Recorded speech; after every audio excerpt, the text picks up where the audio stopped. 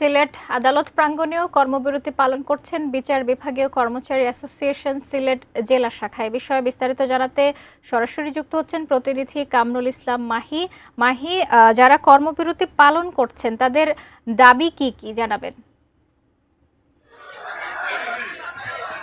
শাকিলা, আপনি যেমনটি বলছিলেন, আমরা আসলে এখানে আসার পর থেকেই আমরা দেখেছি যে এখানকার যারা কর্মকর্তা কর্মচারীরা রয়েছেন তারা কিন্তু দুই দফা দাবিতে কর্মবিরতি পালন করছেন এবং এই কর্মবিরতির ফলে কিন্তু সিলেট কোর্টে যারা আসছেন তাদের কিন্তু সেবাগ্রহীতা যারা রয়েছেন তাদের কিন্তু অনেকেই দুর্ভোগ পোহাতে হচ্ছে। এবং যদি আপনাকে জানিয়ে রাখি যে বিচার বিভাগের জন্য সুপ্রিম কোর্টের যে অধীনকৃত সচিবালয়ের আদালত এবং ট্রাইব্যুনালের সহায়ক কর্মচারীকে আসলে বিচার বিভাগের সহায়ক কর্মচারী হিসাবে বাংলাদেশ জুডিশিয়াল সার্ভিস বেতন স্কেলের বেতন ভাতা প্রদান সহ আসলে বিদ্যমান জুডিশিয়াল সার্ভিস বেতন স্কেলের প্রথম থেকে ষষ্ঠ গ্রেড এবং পরবর্তী সপ্তম থেকে 12তম গ্রেড যুক্ত করা এবং বিদ্যমান ব্লক পদ বিলুপ্তি করে আসলে যুগোপযোগী পদ সৃজন করা যোগ্যতা সহ যোগ্যতার ভিত্তিতে আসলে পদোন্নতি রাখতে আসলে তারা এই কর্মবিরতি পালন করছেন।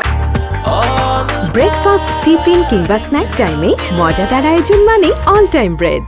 এই কর্মবিরতিতে তারা আসলে আরো বেশ কিছু দাবি করছেন। আমরা যদি এখানকার যারা কর্মবিরতি পালন করছেন সঙ্গে কথা বলে আসলে এই যে দাবি করছেন, আপনাদের এই দাবি আলোকে আপনারা এখনো পর্যন্ত কোনো আশ্বাস পেয়েছেন কিনা বা পরবর্তী কোনো আরো কোনো কর্মসূচি আছে কিনা? আমরা ইতিপূর্বে যখন আমাদের দাবির জন্য আমাদের ঊর্ধ্বতন কর্তৃপক্ষ বরাবরে স্মারকলিপি দিয়েছিলাম, তখন আমাদেরকে আশ্বস্ত করা হয়েছিল, মাননীয় প্রধান বিচারপতি মহোদয় আশ্বস্ত করেছিলেন, মাননীয় আইন সচিব মহোদয় আশ্বস্ত করেছিলেন এবং আমাদের সাথে মিটিংও হয়েছে। আমাদের কাছ থেকে ওনারা লিখিত নিয়েছিলেন আমরা কী কী দাবি চাচ্ছি। আমরা দাবিনামা পেশ করার পরে অদ্যাবধি পর্যন্ত আমাদের এই দাবির সপক্ষে কোনো কার্যক্রম হয়েছে মনে হয় নাই। আমরা বারবার যোগাযোগ করেছি, কিন্তু আমাদের দাবির সপক্ষে কোনো কাজ হয়েছে মনে কোনো কিছু এখন পর্যন্ত আমাদেরকে জানানো হয় নাই।